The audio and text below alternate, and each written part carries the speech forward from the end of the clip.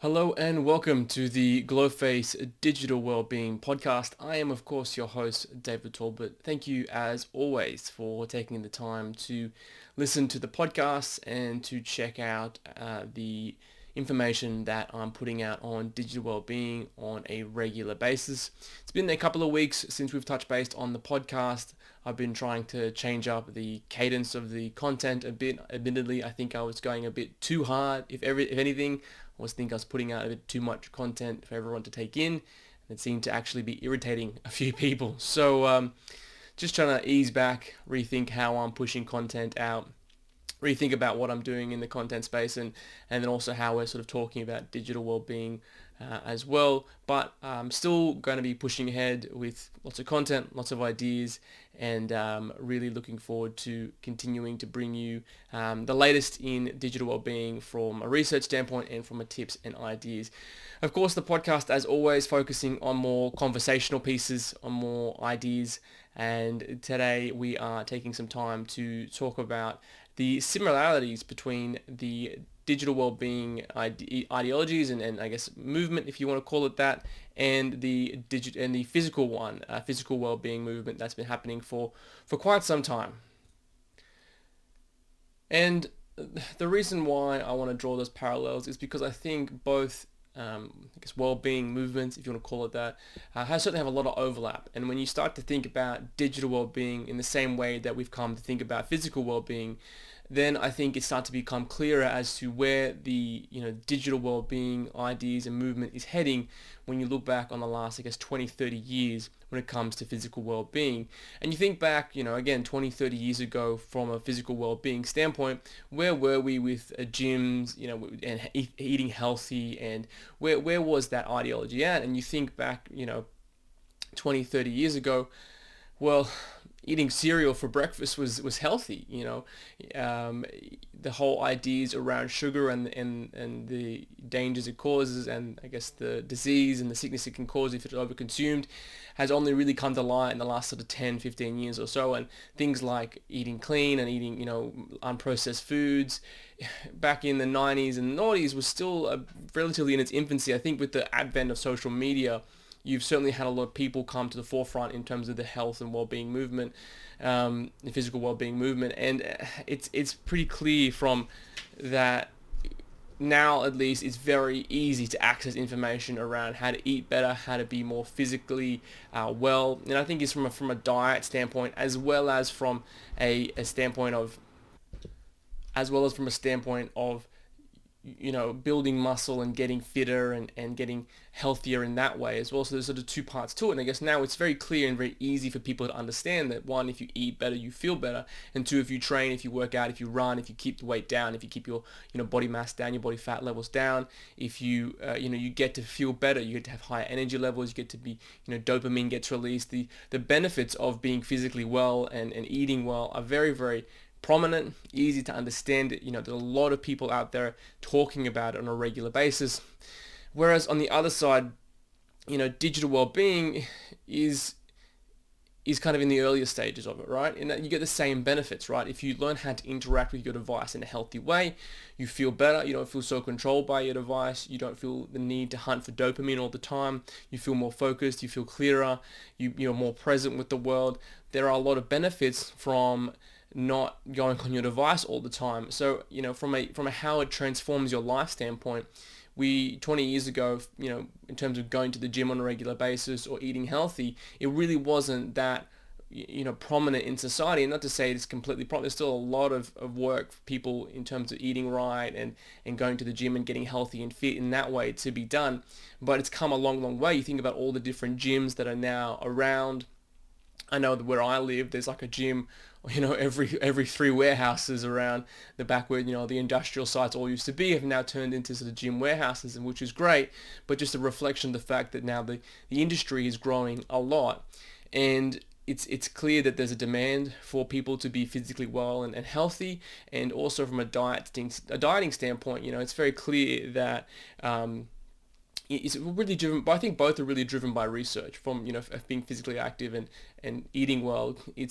there's a lot of research around promoting their benefits. And I think as well from a digital well-being standpoint, the research is still quite in its infancy in terms of, well, we're kind of getting, good papers in the last 5-10 years, a lot of good, research around what screen time does to people, to kids, to adults on a regular basis.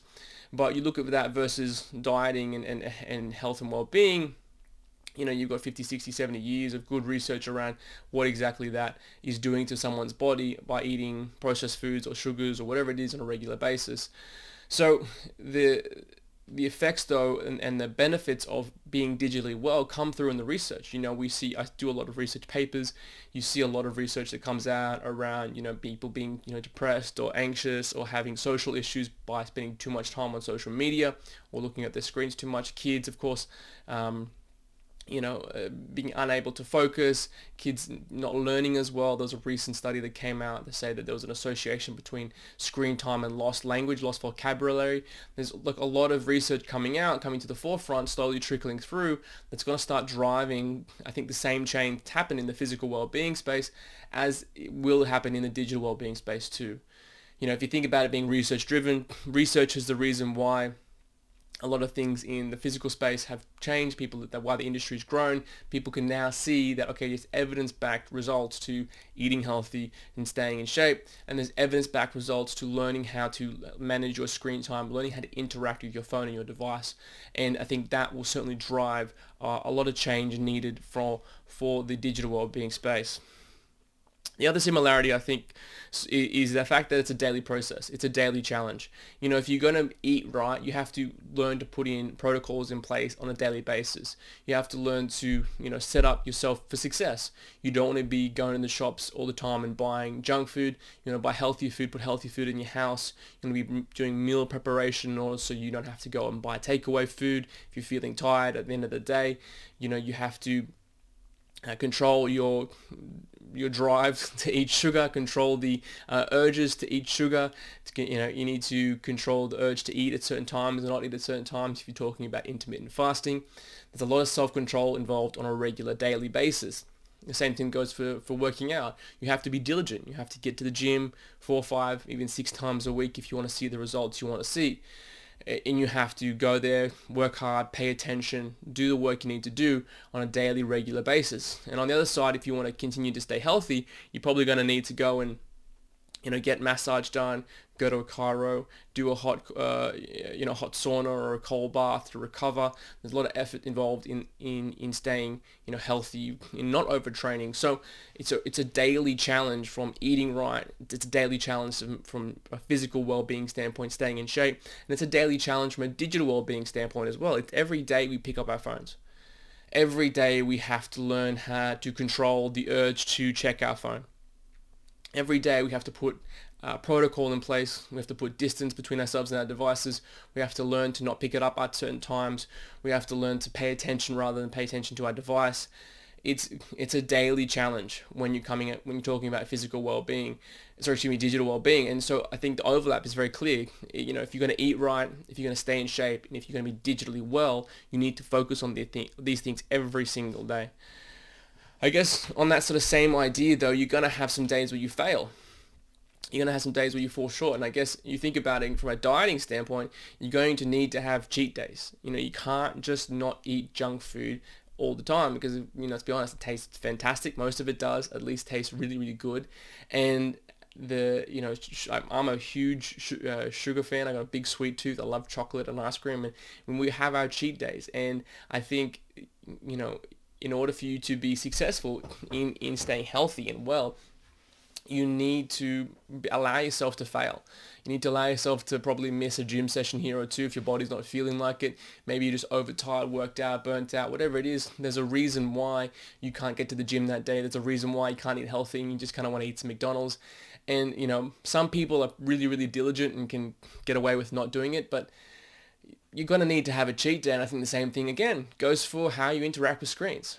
You're going to need to have a day or two where you binge watch 3 or 4 movies or a whole season of a TV show, or you spend an obnoxious amount of time scrolling through TikTok or Instagram or whatever it is. Let yourself break the rules. Let yourself have at it. Give in to all of your dopamine driven, attention seeking, novelty searching urges, right? It's just natural. You're going to have to give in eventually. So I guess the point being, what's the similarity? Again, the third one is cheat days. You're going to need to have a cheat day in order to allow yourself to manage with these things, because the urge, the need to check your phone, the need to give in to scrolling infinitely is going to overwhelm you eventually, and it's going to be too much. So I think that's, for me, the third similarity. And I guess, to top it all off, it's pretty clear that if you're, like I said earlier on, if you're eating right, if you're physically well, you're going to be feeling good. If you're overweight and you can't move, you can't walk, maybe you're so overweight you have to be in a wheelchair. Maybe you're, so out of shape you can't walk up a flight of stairs without getting out of breath. Maybe your diet's so off, your tummy feels bad all the time. Whatever it is, it doesn't feel good to be unwell in a physical sense or in a dietary sense. These things don't feel good, but yet we still give in to them on a regular basis. We still, overeat, or we still overindulge on things, and we still break our diet for 2, 3, 4 days, weeks at a time sometimes, and we know it's not good for us. And so we know by keeping to our diet, keeping to our protocols, keeping to our routines, that we will feel well. And I guess, the same thing goes for being on our phone, of course, that if we stick, instead of being, managing our screen time, if we stick to the rules we have in place for ourselves with the screen time limits, if we stick to how often we want to pick up our phone, if we stick to the protocols around not touching our phone for a certain number of hours every single day, it will make us feel better. We will feel worse by giving into the urges to eat food, to not exercise, to be lazy, and to scroll through our phone. It won't make us feel good. And so for me, that's the fourth thing, is by being digitally well, you get to feel better. So really there's, for me, four things that are an overlap between the physical well-being space. You think about physical well-being in two buckets there: nutrition and exercise and fitness, and digital well-being. The first one, like I said earlier on, is the fact, what was the genesis of it all? And really, I think it was research driven. Research came to the forefront, research came out into the public domain that eating healthy and exercising was really, really good for you, and good for your longevity, and good for your health. And so the same thing is starting to happen with digital well-being. The other thing is that it's a daily process, it's a daily challenge, and for a long-term benefit. So it's every day you have to fight the urge to scroll through your phone, fight the urge to eat chocolate or fast food, and fight the urge to not go to the gym. And it's a daily challenge that you need to be willing to embrace every single day. But of course, some days you will fail, and you're going to need cheat days. And that's the third thing. That's the overlap. You're going to have days where you're going to watch too much TV, you're going to scroll through your phone too much, eat a bunch of junk food, and you're not going to exercise. And probably mentally more than physically, that's what the release is for those cheat days. But overall, if you stick to your protocols, the fourth thing is, if you're healthy from a nutrition standpoint, if you're healthy from a fitness standpoint, and if you're healthy from a digital well-being standpoint, then you will feel better for doing all those three things. And so the benefits across all three are, for me, exactly the same.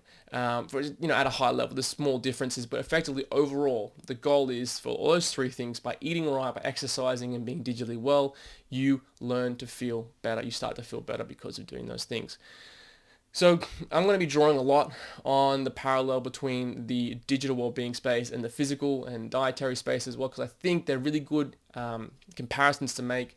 If you think about where gyms, like I said, were 20, 30 years ago in their infancy, I feel like you're where digital well-being is today is where the ideas behind dieting and fitness were 20, 30 years ago. So looking forward into the future, it's going to be great to see when digital well-being catches up and becomes really front of mind for everyone in terms of a daily challenge, making you feel better, research-driven results, and the need to sometimes take a break, have a bit of a cheat day. So hopefully those ideas make it a bit clearer as to what is going on in the digital well-being space, and I guess how that relates to another space that's seen a lot of growth in the last 20 years. Appreciate you taking the time to listen to the podcast today, and if you have any comments or thoughts, please drop them in the comment section below, or also just fire me an email or hit me up on any of the socials. I'd love to have a chat. Thanks so much for your time.